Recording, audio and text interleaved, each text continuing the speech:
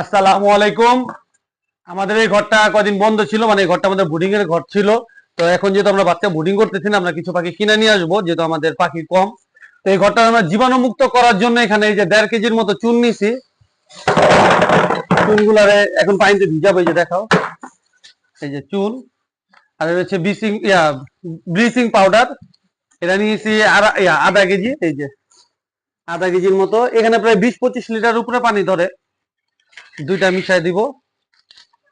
তো এটা দিয়ে হচ্ছে ঘর জীবাণুমুক্ত করা খুবই ভালো, যেহেতু আমরা নতুন পাখিটার মধ্যে উঠাবো, তার জন্য আর কি আমরা এটা দিয়ে পরিষ্কার করে নিতেছি।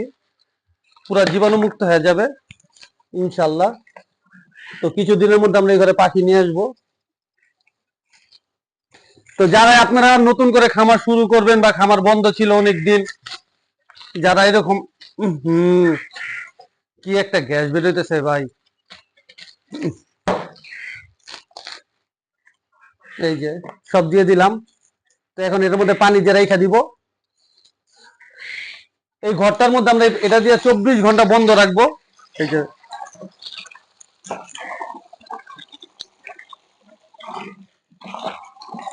এগুলা হচ্ছে পানিটা আমরা এই ঘরের মধ্যে দিয়ে 24 ঘন্টা অন্তত ঘরটা বন্ধ রাখবো, যাতে সব জীবাণু মরে যায়।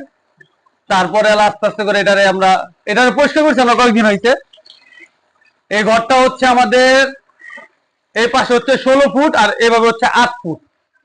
তো এই ঘরের মধ্যে আমরা এবার 1000 পাখি উঠাবো আশা করছি, মানে চিন্তা করছি, তার জন্য আমরা জীবাণুমুক্ত করতেছি। বিকালের মধ্যে আমরা এই পানিটা পুরো ঘরের মধ্যে ছিটায় কালকে বিকাল আমরা এই ঘরটা ধুয়ে ফেলবো ইনশাল্লাহ। তো সবাই আমাদের জন্য দোয়া করবেন, আর এরকম আপডেট পেতে আমাদের পেজটা ফলো করবেন। আসসালামু আলাইকুম।